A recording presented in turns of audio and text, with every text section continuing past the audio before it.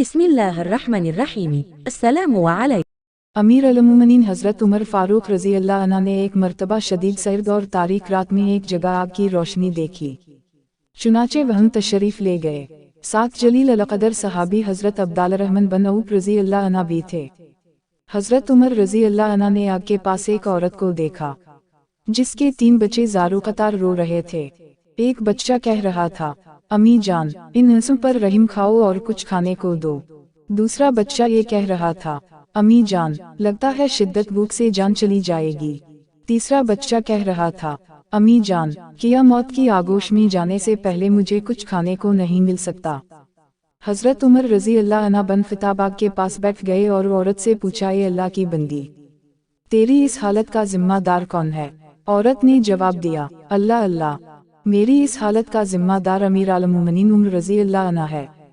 हज़रत उमर रज़ी अल्लाह अन्हु ने इससे फरमाया, कोई है जिसने उम्र को तुम्हारे हाल से आगाह किया हो? औरत ने जवाब दिया, हमारा हुक्मरान होकर वो हमसे गाफिल रहेगा। ये कैसा हुक्मरान है जिसको अपनी रियाया की कुछ खबर नहीं? ये जवाब सुनकर हज़रत उमर फ़ारूक रातों रात मुसलमानों के बीत अलमाल गए और दरवाज़ा खोला। बीत अलमाल का मुहाफिज चौकीदार बोला, खैर तो है अमीर अल-मोमिनीन। हज़रत उमर रज़ी अल्लाह अन्हु ने इसका कोई जवाब नहीं दिया और आटे की एक बोरी घी और शहद का एक डब्बा बीत अलमाल से निकाला और चौकीदार से फरमाया, इन्हें मेरी पीठ पर लाद दो। चौकीदार ने कोशिश की कि अमीर अल-मोमिनीन का तैयार करदा सामान खुद अपनी पीठ पर लाद ले, लेकिन अमीर अल-मोमिनीन ने सख्ती से इनकार किया और इससे यूं मुखातब हुए, ये सामान मेरी पीठ पर लाद दो, किया क़यामत के रोज़ तुम मेरे गुनाहों का बोझ उठाओगे। ये कहकर हज़रत उमर रज़ी अल्लाह अन्हु ने आटा, घी और शहद अपनी पीठ पर लाद दिया।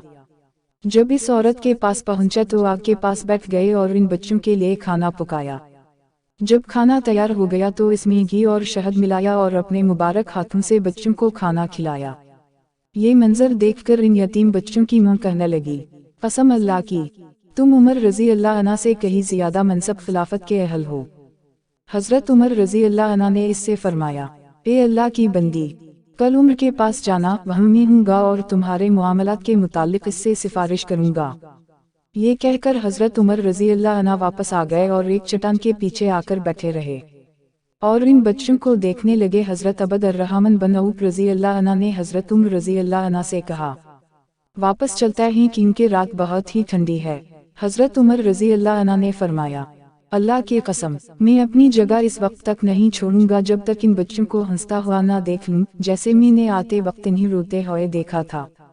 जब अगला रोज का सूरज तुलू हुआ तो इन यतीम बच्चों की मुँह दरबार खिलाफत में गई। वहाँ इसने देखा कि हज़रत अली रज़ी अल्लाह अन्हु बन तालिब और हज़रत अब्दुल्लाह बिन मसूद रज़ी अल्लाह अन्हु के माबैन एक शख्स तशरीफ़ फरमाए और वो दोनों हज़रात इसे अमीर अल-मोमिनीन कहकर मुखातब कर रहे हैं।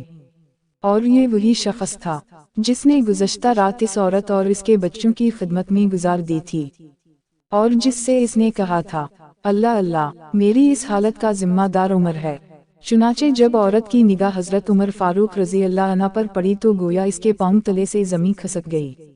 अमीर अल-मोमिनीन ने औरत से फरमाया, अल्लाह की बंदी, तेरा कोई कसूर नहीं, चल बता तो अपनी शिकायत कितनी कीमत के एवज़ फरोख्त करेगी। औरत गोया हुई, मुआफ़ फरमाई, ए अमीर अल-मोमिनीन। हज़रत उमर रज़ी अल्लाह अन्हु ने फरमाया, कसम अल्लाह की, तो इस जगह से हट नहीं सकती जब तक कि मेरे हाथ अपनी शिकायत बेच ना दो। बिलाखिर हज़रत उमर रज़ी अल्लाह अन्हु ने इस बेवा खातून की शिकायत अपने माल खास से 600 दिरहम के एवज़ खरीद ली और हज़रत अली रज़ी अल्लाह अन्हु बन तालिब को कागज़ कलम लाने का हुक्म दिया और ये तहरीर कलम बंद कराई। हम अली रज़ी अल्लाह अन्हु और अबन मसूद रज़ी अल्लाह अन्हु इस बात पर गवाह हैं कि फ़लाँ औरत ने अपनी शिकायत अमीर अल-मोमिनीन उमर बिन ख़िताब रज़ी अल्लाह अन्हु के हाथ फरोख्त कर दी। फिर अमीर अल-मोमिनीन हज़रत उमर बिन ख़िताब रज़ी अल्लाह अन्हु ने फरमाया, जब मेरी वफ़ात हो जाए तो इसे मेरे कफन में रख देना ताकि मैं इसको लेकर अल्लाह ताली से मुलाकात करूं।